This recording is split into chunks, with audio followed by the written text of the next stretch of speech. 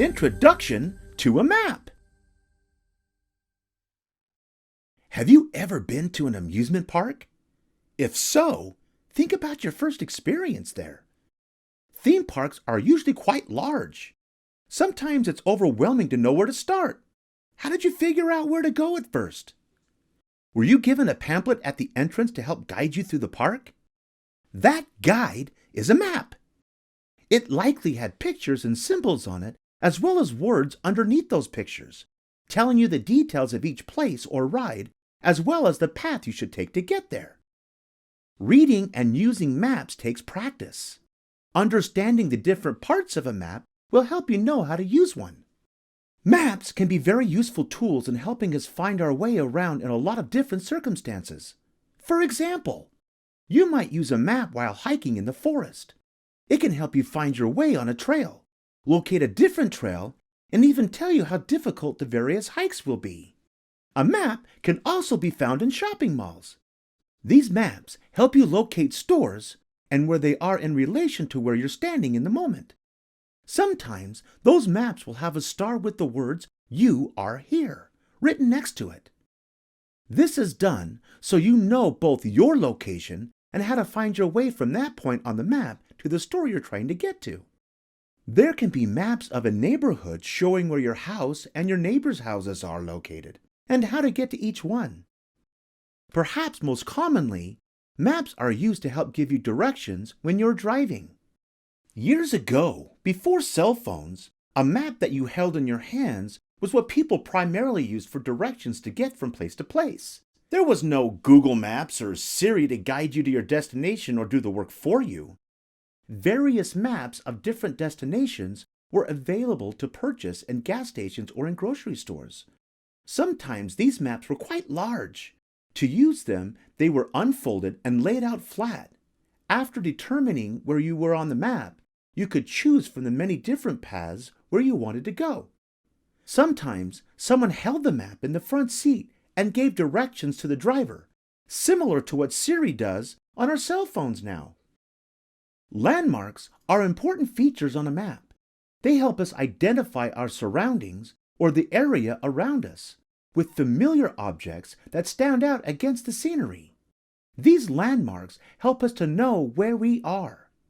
For instance, if you were looking at a map of Keystone, South Dakota, Mount Rushmore might be on that map, or a map of San Francisco might have the Golden Gate Bridge as a landmark. The Statue of Liberty in New York City might be on another map, or maybe a large body of water like the Mississippi River or the Great Salt Lake in Utah. Landmarks are important parts of a map that help us gauge if we are going in the correct direction. Like landmarks, there are also symbols on maps that may show cities, parks, bus stops, buildings, lakes, rivers, and famous attractions. Lines on maps show boundaries, streets, highways, railroad tracks, and more. Colors on maps can also represent what the area is covered in. For example, if there are forests, mountains, deserts, or ice. Most maps also include a legend or a key. A legend shows the meaning of the symbols and colors on a map. Some of the symbols on a map might include a thin squiggly blue line, which might represent lakes in the area. There may be a red line made with several dashes that aren't connected. That could represent railroad tracks or a walking path. A red line that is connected might show you where the street is. There might be squares on the map which represent certain buildings or stores. A big green area might show where a park is, and a bunch of little triangles together could represent mountains. All these symbols help you understand where you are and guide you to where you want to go. The key is useful to help you identify what each symbol means. Keys or legends vary from map to map. Most maps show an area from above, as if you were looking down on the map. Think of a map of what a bird might see while flying over the land. You can see the different places like roads, lakes, rivers, mountains, valleys, buildings, and much more. Of course, a map does not show the actual size of a place. Just like when you draw a picture of a house, you do not draw it as big as a real house. Maps are created the same way. They are made smaller so people can read them from a book and can fold them in their pocket. A globe is also a map of the entire world. Almost all maps will include a compass, which shows 4 directions: north, east, south, and west.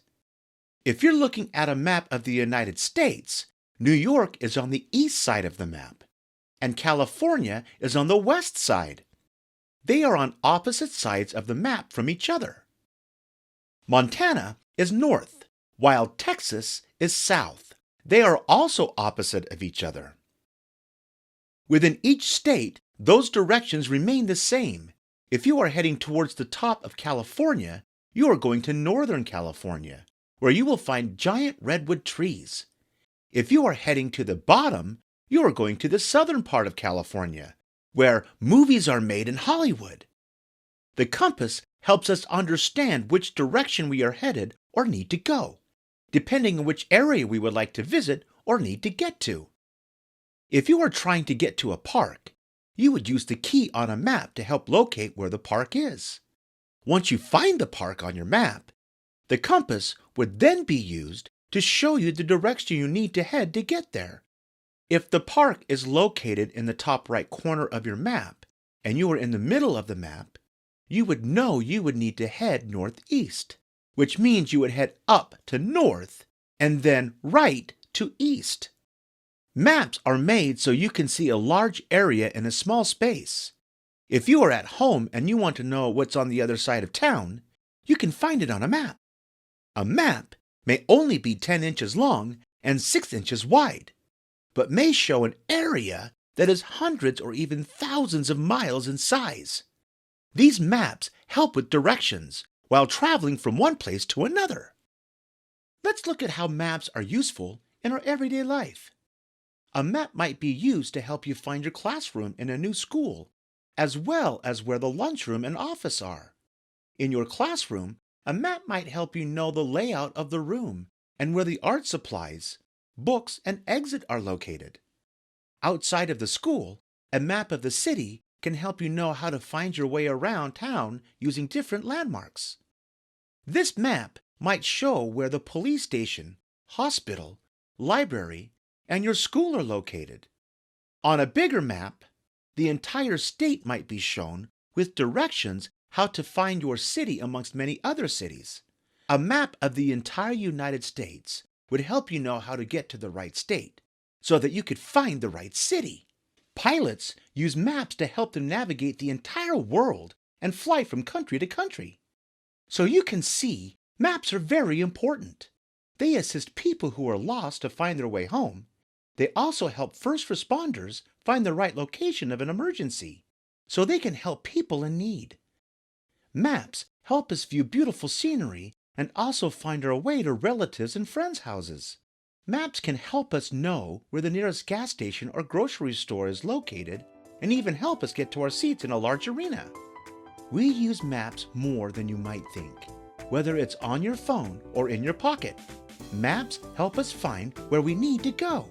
Hope you had fun learning with us. Visit us at learnbright.org for thousands of free resources and turnkey solutions for teachers and homeschoolers.